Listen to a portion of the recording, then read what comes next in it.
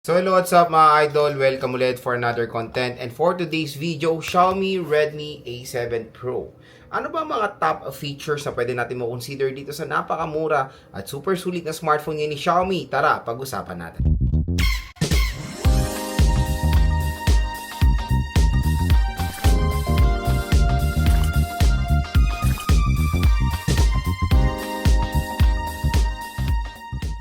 For today's video mga idol, quick review na naman tayo dito sa napakasulit na smartphone ni Xiaomi, which is Xiaomi Redmi A7 Pro. Yes, Xiaomi Redmi A7 Pro po ang tawag dito kasi iba akala Redmi and Xiaomi magkaiba po yan. Ay magkaiba, hindi po, pareho lang po yan. Pangalan po yan ni Xiaomi and even Redmi. Ayan, Xiaomi Redmi A7 Pro. Yan naman talagang original na pangalan ng Redmi, okay? So, parang hiniwalay kasi ni Xiaomi ngayon yan na parang tinawag na ng Redmi A7 Pro, pero part pa rin yan ng Xiaomi para i-clear natin sa mga ibang consumers natin kasi iba akala, iba yung Xiaomi, iba yung Redmi, okay? So, sa video na to, pag-uusapan natin yung top features nito isang napakasulit na smartphone ngayon ni Xiaomi, okay? So, ang tanong, magkano nga muna ba ang presyo nito? Pag-usapang presyo, medyo mataas kasi ang SRP nito. Ang SRP kasi nito ay 6,000 pesos for the 4GB 64 and 7,000 pesos for the 4GB 128. Pero magandang balita mga idol dito sa ating link. So pag tinap mo yung video natin, ayan yung 4GB 64, ito, tap mo yung video, view products, pwede nyo makuha at around 4 to 5,000 pesos yung 4GB 64 neto. At yung 4GB 128, pwede nyo makuha at around 6,000 pesos. Pababa pa. So, napakamura lang dito sa ating link. Kaya dyan lang kayo bibili netong Redmi A7 Pro. Siyempre, dito sa ating link, paniguradong legit. Dahil dyan ko binibili yung mga products natin.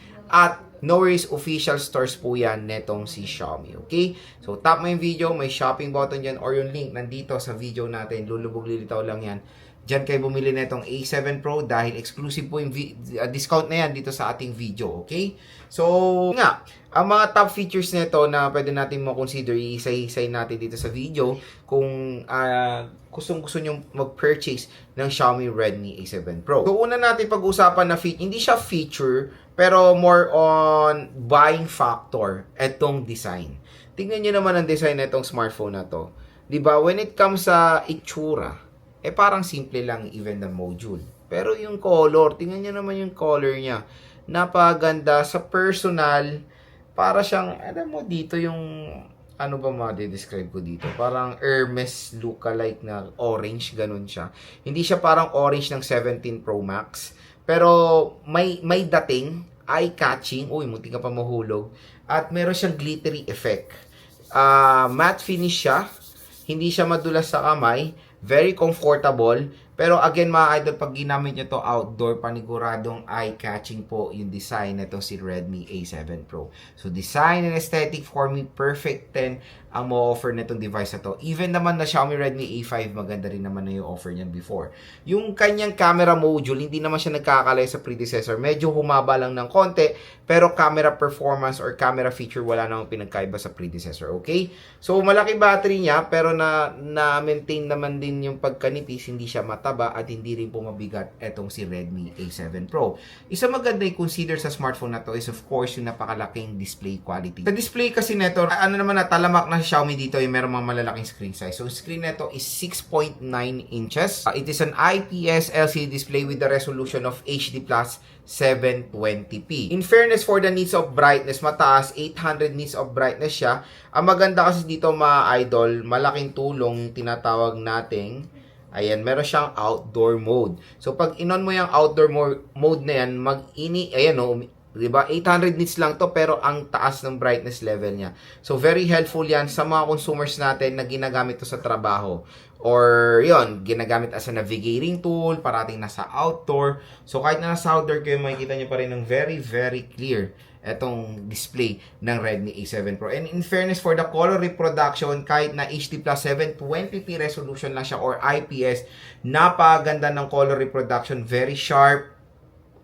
Malaking tulong yung malaking tulong yung merong mataas na brightness dito sa display na itong smartphone na to at very smooth for 120Hz screen refresh rate, okay? Operating system nito out of the box is Unreal 16 with HyperOS 3.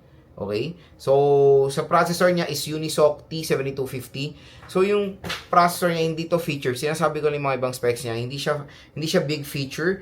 Pero yung Unisoc T7250, hindi naman pumabagal na processor yan. For its price, perfect fit pa naman yan. It can do the job naman din. Habang ano siya, perfect for casual things. Pero kung super duper heavy games, definitely hindi ko marerecommend ang A7 Pro. Definitely maliit yung kanyang storage, maliit yung kanyang RAM. At yung processor niya, perfect naman for its price. Hindi naman kayo mahahassle. At makakapaglaro naman kayo kahit paano sa Unisoc T7250. Like for example, Mobile Legends, Honor of Kings, at marami pang iba. Pero AAA games, don't expect na smooth yung performance niya, okay? Dahil medyo hindi naman ganun kalakasan ng processor niya pagdating sa gaming. Casual things, okay na okay. Sa camera niya idol, 13 megapixel main and an 8 megapixel front facing camera. Hindi rin to feature niya, pero hindi siya malaking feature niya, pero sinasabi ko rin din yung mga specs ng kanyang camera para alam niyo rin mga idol. So sa camera performance naman ng A7 Pro, nakapag-try naman na tayo dito ng mga indoor shot. Hindi, hindi siya ganun kaganda. Real talk naman yan. Even for its predecessor na merong 32 megapixel, hindi siya legit na 32 megapixel. Ito 13 megapixel niyan, bumaba siya, hindi siya nagkakalayo sa 32 megapixel na ma-offer ng E5. So sa camera performance expect niyan for a budget smartphone, ito, yung quality niya. Ito ang big feature niya, yung battery. Napakalaki ng battery niya. It's 6,000 mAh na removable battery. For its price, definitely, it's a huge advantage. Yan na rin yung parang new normal na ngayong 2026 yung meron 6,000 mAh battery capacity sa mga devices, and meron yan dito sa Redmi A7 Pro. Ulitin ko, karamihan ng mga consumers natin when buying a smartphone, top priority nila battery kasi ginagamit sa trabaho, sa school, sa work, sa business, lahat. Kumbaga ang smartphone kasi mga idol, hindi lang siya hindi lang siya luho. It's a basic necessity ngayon dahil ito karamihan ginagamit na sa trabaho, lahat ginagawa na natin sa smartphone, even bank transactions, lahat, di ba, nasa smartphone na natin. Kaya definitely dapat meron din tayong smartphone na tatagal ng isang araw. So kung casual things lang naman ginagawa niyo, mga basic, definitely yung battery nito aabot din naman ng isang araw. Yan yung isang magandang feature ng Xiaomi Redmi A7 Pro. The sad part lang dito is the charging rate, medyo slow. It's 15-watt charging rate kung iteterno mo sa 6,000 mAh battery capacity ng Redmi A7 Pro. So usually mga 2 hours bago siya ma-full charge. Pero yun nga, ulitin ko, battery performance is great. Medyo nakakulungkot lang sa charging rate. Pero ang question dyan, Lods, yung niya ba, yung 4GB CC4, okay ba siyang gamitin? Legit to mga idol. For me, go for the 4GB 128 kung marami naman kayong ginagawa smartphone, kung gusto nyo maging masulit. Kasi I think 1,000 lang naman ang difference sila, go for the 128GB. I think itong binili ko is, di ko na maalala eh. Alam ko 128 to. Yes, it's 128 na kinuha ko. Kung sa presyo lang naman or pagiging practical, go for the 120GB. Pero kung talagang said na, wala na kayong madadagdag, 4,000 lang ang budget, yung 4 to 5,000, 64GB, still usable, pero depende sa gagamit, okay? Kung hindi naman kayo heavy user, casual user lang kayo, hindi naman kayo matao sa storage, kumbaga, ang ginagawa nyo lang majority is social media, nanonood, or mga games sa Candy Crush, mga ganun, kaya naman 64GB. Ang maganda balita naman, expandable naman ang storage nito via microSD card, up to 2TB.